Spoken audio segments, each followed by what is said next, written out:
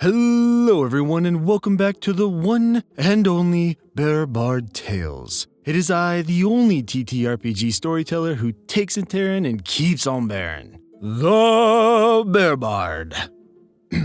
If you like that intro, make sure to show Mr. Grievous from some love, as it was his comment from the last video. Anyway, today's video is going to be something a little different, and honestly something I've been wanting to do for a while, and that is one-sentence horror stories. I know I've done short stories on here, but this is something else almost entirely. For those of you not familiar, and thinking this is a stand-in for something not at face value, one-sentence horror stories are just that. You have one sentence to establish your settings, characters, plot, and payoff.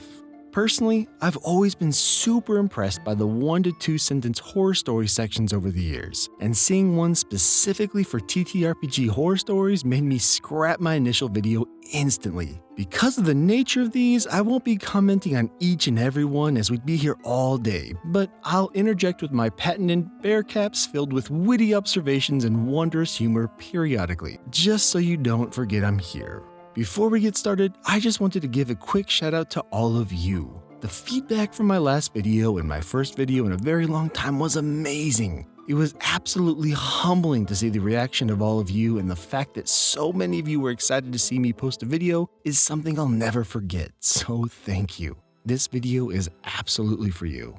For those of you new here, make sure you like the video. The little number becoming a big number pokes that happy spot in my brain. Then slap that sub button. Every sub I get gets me one step closer to overtaking my friend's little channel. Not sure if you've heard of him, he's a part of this small group of Let's Players called Critical Role. Maddie's gonna be so jealous when I overtake him. For now though, let's go ahead and jump on in. For this campaign, I'm reworking the way we handle leveling up. This campaign's gonna be based on the book I've been writing since middle school. And no, I don't believe in rewrites or drafts. Why? This is name, he's gonna be our 13th player. If another player succeeds their diplomacy roll against you, you have to do whatever they want. Otherwise, you're metagaming. Because, you know, persuasion equals mind control. Man, this homebrew class I made for player is so OP. Anyway, I'm preemptively nerfing your artificer again. It's what my character would do. Classic. Kevin started to play DBZ gacha games on his phone while we were doing his background quest. Female PCs are treated realistically in my world.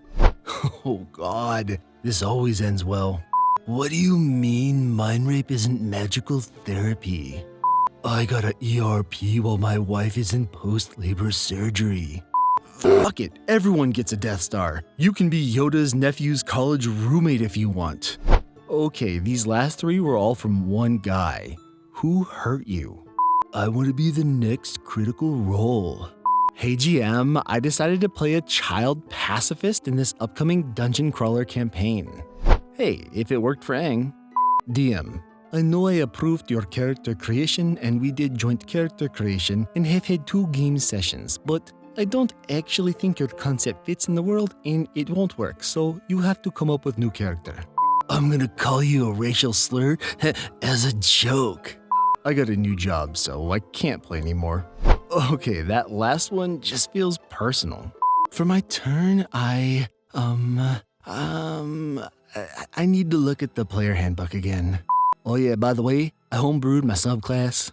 I rerolled his stats at home, and after applying racial bonuses, he has 18 strength, 18 dexterity, 16 con, 19 int, 16 wisdom, 15 charisma.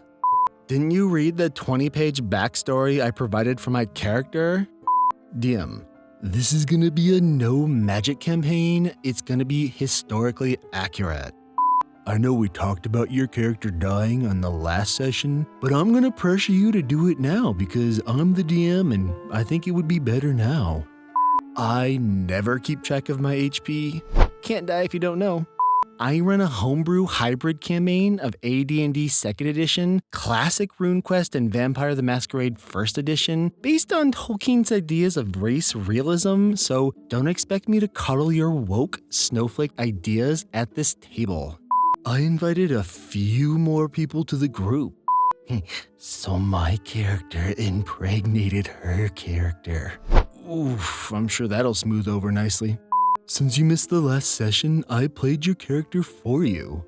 I don't care if sexual advances on your character make you uncomfortable. The table finds sex-related things amusing. Yeesh, I bet you're wondering why all the miladies don't talk to you, huh? My alignment is chaotic evil. Several sessions into a big standard dungeon crawl with no previous sexual stuff. So this is from my book of erotic fantasy. I'm allowing homebrew.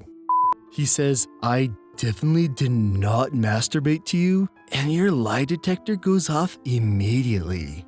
When you wish you had turned off Zone of Truth. So I looked this up on a min-maxing forum.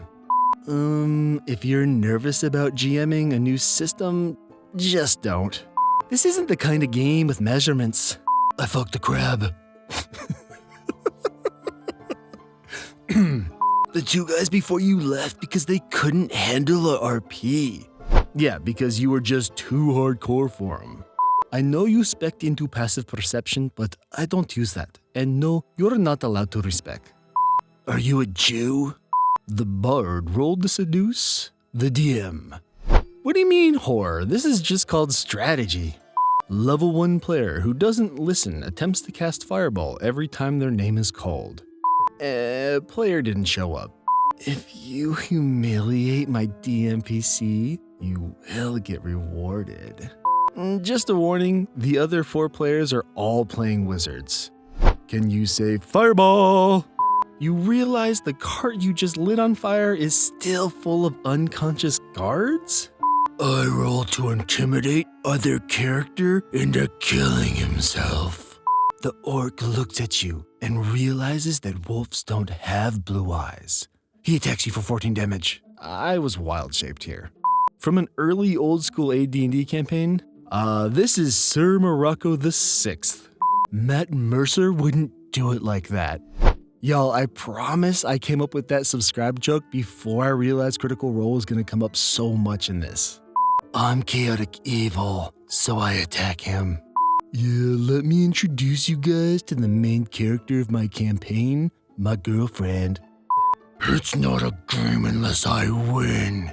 Ah yes, the vaunted D&D win. There was a 2-hour in real life time Minotaur threesome. Let's stream it. We should record our game like Critical Role because we're funny too. What would I have to roll to get pregnant?